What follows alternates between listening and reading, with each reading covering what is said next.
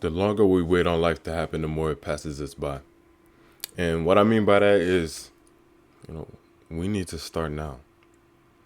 Life doesn't wait for anybody, and I don't think we should sit here and wait for ourselves when we're already here. I feel like a lot of time we sit and we, you know, expect ourselves to sort of just grow into ourselves and be able to express ourselves in ways that are sort of befitting of the character we want to be without actually putting in the work to be that person. And in my opinion, half the work is just actually trying to express yourself as that person. Actually trying to embody the beliefs that you hold true in your heart. And in my experience, starting now has never harmed me. It's sort of like admitting to yourself that, you know, your life that you want to live is possible. Any possibility that you want in your head, anything that you desire already exists in the world, especially the self that you desire. I feel like there is no past self to overcome and there is no future self to achieve. Everything you want and need is already here right now. Now, it does take a little bit of time, in my opinion, to break the habit of being yourself. It takes a little bit of time to truly understand what it means to be a person, to be somebody. And everybody is somebody. But I feel like the embodiment of that belief, that agreement, that knowing of the self, at least to some extent, is sort of a difficult thing to actually achieve. And I think that's because we don't view life as something that we live, but something that happens to us. Life is something that's coming from us. You have to be the life before you try to see it. It's something that's expressed through our action, not through actions coming to us. It's expressed through your perspective, your visualization. And I feel like some people are trapped in a world where their mind or circumstances sort of drive their perspective of the world. And to some extent, it makes sense. Like, you definitely can see the world's negativity or the world's positivity. You can decide whether or not you want your world to be like that, or you can be intentional at all times with it. Realize that as long as you have a say, as long as you have yourself in the equation, you can find something within it that's going to benefit you. And I don't necessarily mean that with every situation, but, mundane, minute situations. Those things that stress us out in our daily life that aren't necessarily inherent to our character. Because not everything is personal. And the more I realize this, the more I sort of realize the world isn't bad at all. Of course there's stuff going on, Free Palestine. But in terms of things in my day-to-day life and I would say average people's day-to-day life, it doesn't need to be taken personal. I feel like seriousness in regards to life only needs to happen when it needs to be taken serious. You know, life is too beautiful, too rich, and you can have too many experiences to live life bogged down in your own mind's bias. That's why I feel like it's very important to be intentional with your attention, intentional with your care, and intentional how you feel about yourself.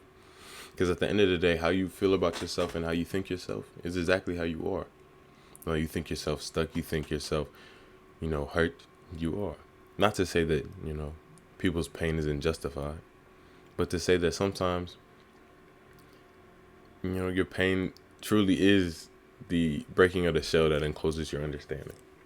I feel like it's once we break those agreements with ourselves, once we, realize subtle natures of the world that sort of conflict with ours, it's our current idea that makes it so personal, makes it so, I don't know, negative to us. When in reality, I like to think of those things as growing moments, and I've gotten a lot better at it recently. Because I definitely used to have a point where, if I was conflicted or if someone showed me some information or presented me with something, I feel like conflicted with the way I was or conflicted with the way I saw the world, then I rejected it instantaneously, without truly giving it the place to exist in my mind. And sometimes, information is truly correct, but it's just, you just have to put it in your own perspective. You have to take what you can from it and allow it to govern your experience and write your story the way it's meant to be written. And the way I see it, the way anyone's story is meant to be written is by themselves. You have to realize that it's your hand that sort of guides your life. Whether or not you, are truly the one pushing the pen or you're allowing someone to hold the pen for you, it's your pen. you know. And it's up to you to decide whether or not you want to allow others to pull your strings, or you want to pull your own strings, and then come to your own decisions, come to your own conclusions, and stand on who you are as a person. And once you do that, I think once you truly accept yourself as you are, positive and negative, that's when you can start to actually change. That's when you can see the wrong in your ways, because you're no longer clouded by your own mind's bias. You're no longer clouded by your emotion in some ways. Not to say emotion on your mind is a bad thing, but both of them have their applications and uses, and neither of them are you. Neither of them are your situation, and neither of them, truly define what your life is to be. Your life is exactly as you make it, and your life is you. It's not your circumstance. It's not your possessions. Not anything having to do with that. It's you. It's your embodiment, your self. And I don't mean that in a selfish, arrogant way, and saying that, oh, you only have to worry about yourself. But to say that, if you don't take care of yourself, you don't love yourself, and you don't accept yourself for who you are, then you'll never accept the world the way it is. You'll never be able to see the certain amounts of beauty in places that you think are ugly. And it I don't know, it's truly a beautiful thing to be able to experience that.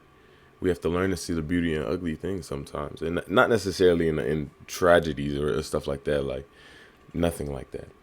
In regards to subtle negative cues in our life, because, I feel like a lot of people have experienced negativity in their life. And, it's led them to this point.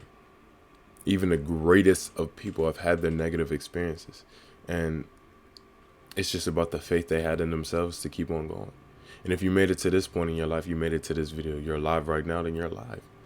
You've overcome everything in your life that's brought you to this point. And I think that any amount of overcoming deserves some sort of appreciation for self. You got yourself to this point, regardless of if you got help from external factors, this, that, and the other. It was up to you to digest that information and allow it to be real. To overcome little subtle things in your mind, regardless of what helps you, it's still you helping you. And that's not to say don't appreciate who helps you or whatever, thing you use to help you get over certain things, but to say that you have to sort of be proud of yourself to live in this world. You have to be proud of what you do, and you have to make sure your actions align with what you think is right. Because a lot of times in life, you might find some conflicting ideas, but that doesn't matter, because it's truly yours. If you live life by someone else's standards, if you constantly live life in reference to something that is not you, i.e. the past, the future, any circumstance, then that's all you'll be. Something that lives in reference. And if all you do is live in reference to something, how will you ever be the subject of your own life? How will you ever truly take control of what's going on around you if you don't acknowledge that it's happening around you? It's you. And one tool that I use to sort of get on top of my mind sometimes, because sometimes it races in the situations that aren't me, races in the things that aren't me in places. It's about realizing what's around you. Like, why am I worried about this situation that happened maybe like a year ago or whatever, and it's not here? It's a memory. And I'm worried about, things and situations that have already passed, things that I no longer have control over. It's about realizing what's in your vicinity and taking control of that. Of course, do whatever you can to mitigate, your baggage and whatnot, but realize what's around you. Realize what you can appreciate within your own space. And then you'll never have a point where your comparison is the root of your suffering. Because you appreciate what you have, you appreciate what's around you, and you appreciate what's inside you. If you appreciate yourself, then it doesn't really ever come to a point, in my opinion, where you feel like you missed out. You have to really realize that there is no such thing as could have or should have. There's only things you did, and dwelling in past circumstances, dwelling in possibilities, in my opinion, is not worthwhile. Because if it's not in your hands, it shouldn't be in your mind. Of course, learn your lesson. Do what you need to do, get better. But realize that change happens now, not in the past.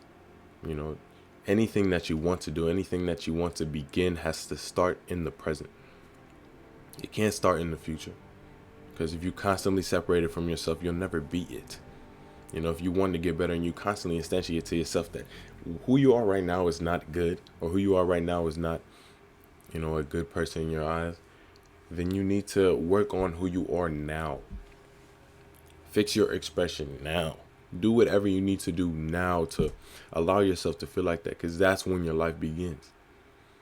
Once you start to stop living life in reference to something that is not you, you can think about this future self. Oh, like I remember back in high school, right before the school year starts, and you're like, oh, I'm going to be on top of my books. I'm going to be on top of everything I'm doing. I'm going to be so organized. I'm going to do this. I'm going to be that. And then it comes to the semester, it comes to the start, you might get a little boost of motivation. But since you're not truly embodying that, since you're trying to live in a sort of fantasy and trying to separate it from yourself, I feel like that's why it ceases to be. If you want to start a routine, you start now. If you want to start something, you start now. You don't say, I'm about to start I'm going to work out a lot next year.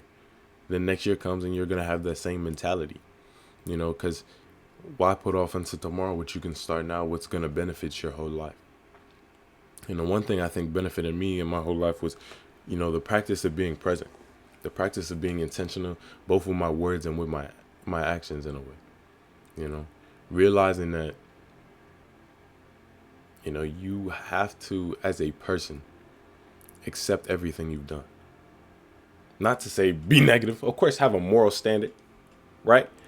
But realize that, you shouldn't dwell in choices you could have made. Of course, take the information, take the possibilities, take the knowledge of what you can do in the future to make these situations better. But realize that, life waits for no one. And if you don't start living now, when will you live? A lot of people are alive, but are they living? A lot of people exist, but are they living? It's about whether or not I saw this thing on TikTok, whether or not you're a happy person with sad moments or a sad person with happy moments. Whether or not you're allowing your character to be at its foundation, something that you appreciate and you love. I feel like in some ways it's about focusing on your embodiment and then figuring out your expression. Focusing on making sure your embodiment of who you are is something you love. Then creating the expression afterwards, and then your expression is going to be something you love. And I feel like a lot of times we live in our expression. We live in that instantiation of who we are, the thing that we profess out, rather than focusing on who we are inside. And making sure who we are inside is someone we love. So whatever we put outside is something we love as well. It's when we dislike what's inside and try to create something fictitious outside that sort of makes us get into these cycles of hurt. Because we think ourselves to be a certain something, and then we're shown situations where, we're conflicted. Because, we are expressed in a certain way. Our reaction is all we are. We don't have any backing behind it to allow our reactions to be there, because we're not present enough with our thoughts to actually react, to actually respond. We're stuck so much in those reactions that we fail to realize how much is around it. Preoccupied with a single leaf, you'll miss a tree. Preoccupied with a single tree, you'll miss the forest. There's always so much more to the situations in our mind. There's always so much more behind it. Why you ask why for certain things is also important. And I know I'm going off on a bunch of tangents, but I feel like it's very important for people to sort of start now, both with their healing journeys and whatever they feel like is necessary for themselves, and with their cultivation, what they want. Holding your desires close in your heart, holding whatever you need to close by, so it sort of becomes a part of you. In a lot of ways, like, this channel has helped me in ways I can't even express, just because I've gotten so not used to, but comfortable expressing myself the way I am, sort of expressing my embodiment and sort of fine-tuning it to what I accept it to be, what I want it to be. And I think that everyone should not necessarily have a channel, but do things that make you feel like yourself, and realize why they make you feel like yourself, and continue to live your life and try to be you, because there's only one you and everyone else is already taken. You know, it's your life to live, not your life to look over. You know, you don't read your own story, you write your own story, and that's what's important.